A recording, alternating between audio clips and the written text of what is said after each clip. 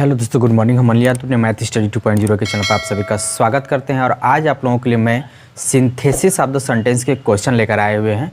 तो हम आज इसके बारे में, सिंथेसिस ऑफ सेंटेंस के बारे में जानेंगे। तो जो भी हमारे चैनल पर नया होगा, बेल आइकन को प्रेस कर लेगा और चैनल को सब्सक्राइब कर लेगा ताकि आने वाली वीडियो का नोटिफिकेशन मिलता रहे।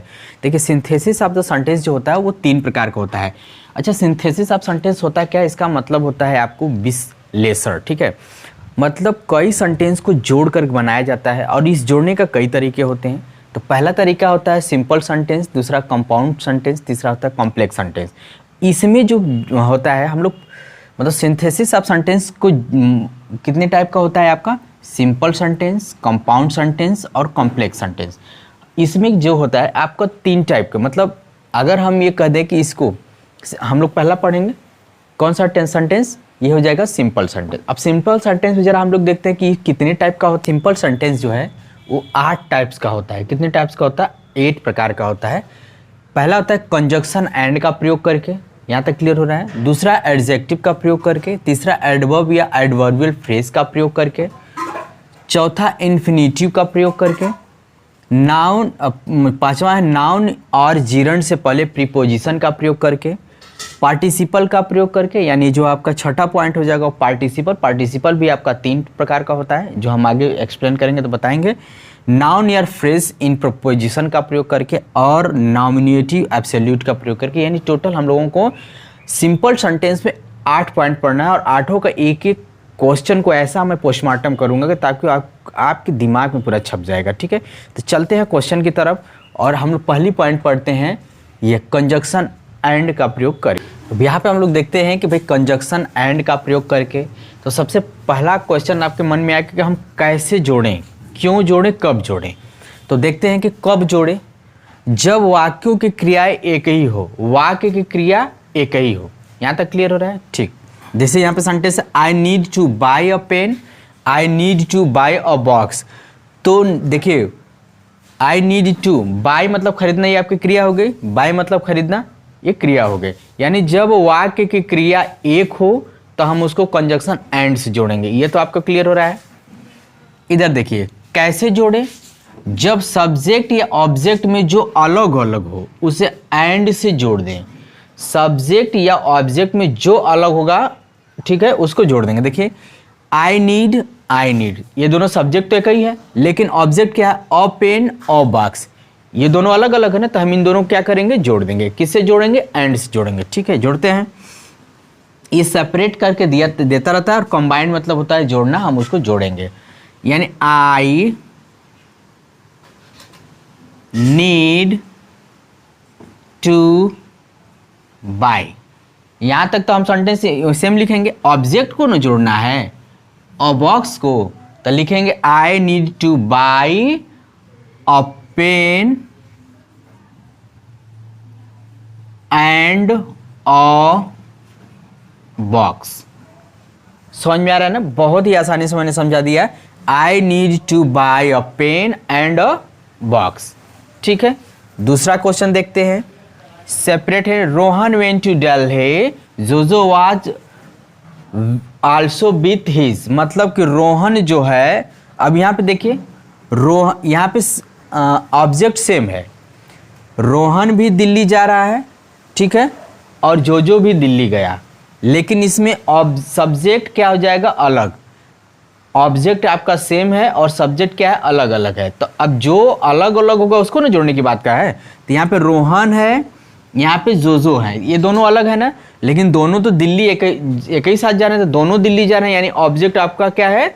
वो आपका सेम है। तो हम इसको जोड़ेंगे, रोहन एंड जोजो। रोहन एंड जोजो वेंट टू दिल्ली। यही ना सेंटेंस था कि रोहन और जो लिखा है, रोहन वेंट टू दिल्ली, रोहन दिल्ली गया। जोजो वाज आल्सो विथ हिज, जोजो भी उसके साथ था, यानी वो भी दिल्ली गया। यानी दिल्ली जाने का काम, जो हमारा दिल्ली ऑब्जेक्ट है, ये दोनों क्या है? एक ही है। ठीक है, लेकिन रोहन, दिल्ली जाने वाले 2 व्यक्ति हैं। कौन कौन? रोहन और जोजो। और सेंटेंस में क्या बोला है कि वर्ब, यहाँ पे देखिए लिखा है कि कब जोड़ें, तो जब वाक्यों की क्रिया एक ही हो, वाक्यों की क्रिया एक ही है, देखिए जाने रोहन भी गया और जो भी गया, तो क्रिया तो आपकी एक हो गई, तो हम किससे जोड़ेंगे? कंजक्शन एंड से। आई होप आपको समझ में आ रहा होगा। हम चलते हैं अब सेकेंड टाइप, यानी दूसरे वाला हम लोग देख लेते हैं। अब सेकेंड टाइप देख लेते हैं। सेकेंड टाइप में क्या कर रहा है कि एडजेक्टिव का प्रयोग करके, अब हम एडजेक्टिव का प्रयोग कैसे करेंगे, ठीक है। कब जोड़ें? जब एक सेंटेंस में ऐसा कोई एडजेक्टिव हो जो दूसरे सेंटेंस की नाउन की विशेषता बताए।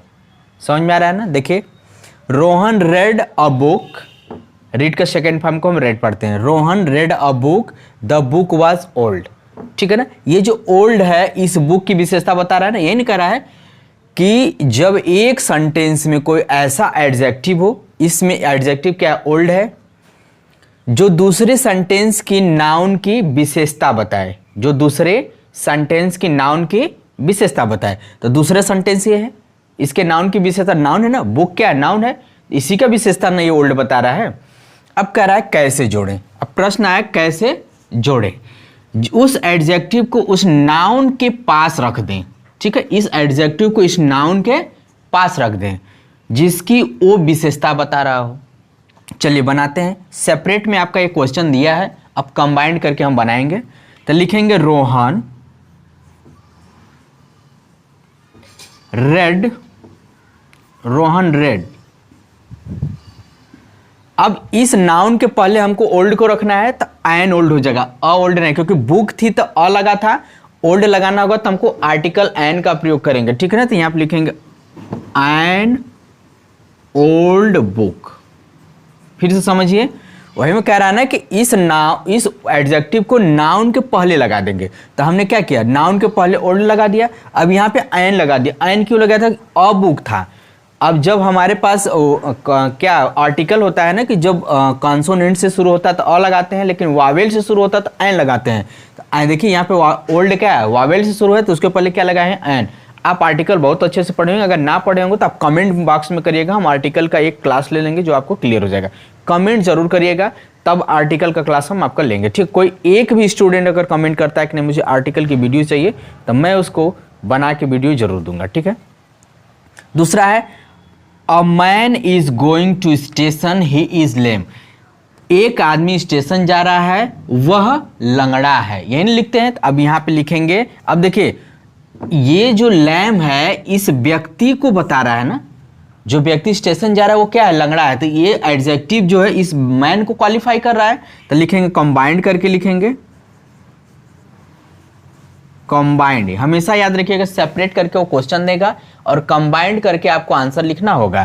तो लिखेंगे अ लैम मैन, क्योंकि आपको नाउन के पहले एडजेक्टिव को रखना है। तो मैन क्या है? नाउन है, और नाउन के पहले हम एडजेक्टिव रख रहे हैं। समझ में आ रहा है ना? अ लैम मैन इज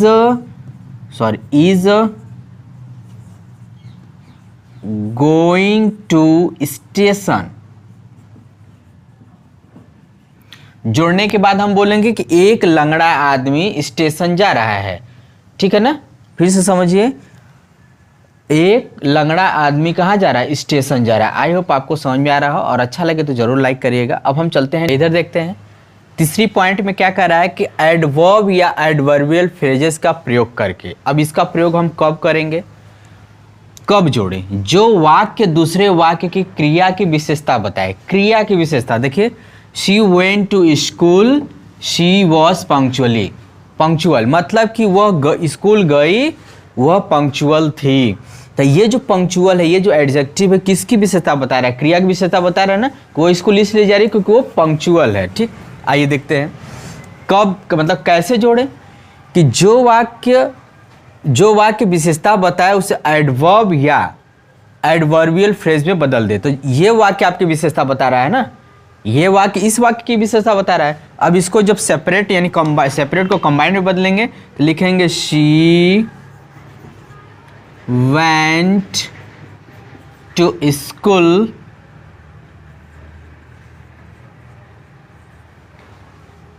अब सी की बात ही हो रही है, वही है। तो यहाँ पंक्चुअल है तो इसको हम एडवर्बियल में बदलेंगे तो पंक्चुअली लिखेंगे। क्या लिखेंगे? Punctually.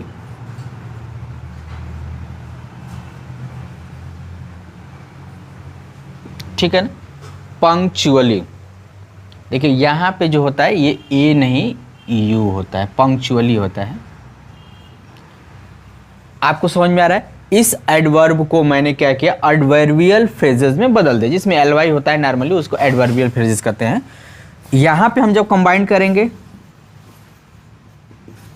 Combined, I finish the work it took me know time, इसका मतलब हो जाएगा आई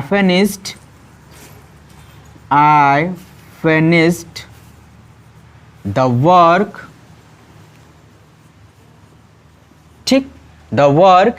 अब ये जोड़ेंगे, ये नो टाइम मतलब जो काम पूरा किया उसमें टाइम नहीं लिया गया, तो लिखेंगे इन नो टाइम, ठीक, in no time. I hope आपको ये भी पॉइंट नंबर 3 भी क्लियर हो गई होगी। अब हम चलते हैं पॉइंट 4 की तरफ, जो वो भी अब हम लोग चौथी पॉइंट पढ़ेंगे। और चौथी पॉइंट में इन्फिनिटिव का प्रयोग करके, इन्फिनिटिव क्या होता है, 2 + V1, और ये नानी ने के सेंस में लगाते हैं, ठीक है, यहाँ तक क्लियर हुआ।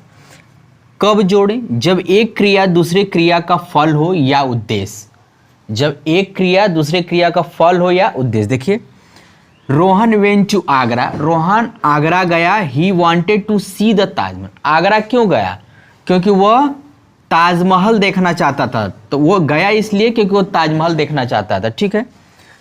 कैसे जोड़े, यहां हो जाएगा जो सामान्य क्रिया है उसे फाइनाइट में रहने दें, और जो फल या उद्देश्य बताए उसे इन्फिनिटिव में बदल दें।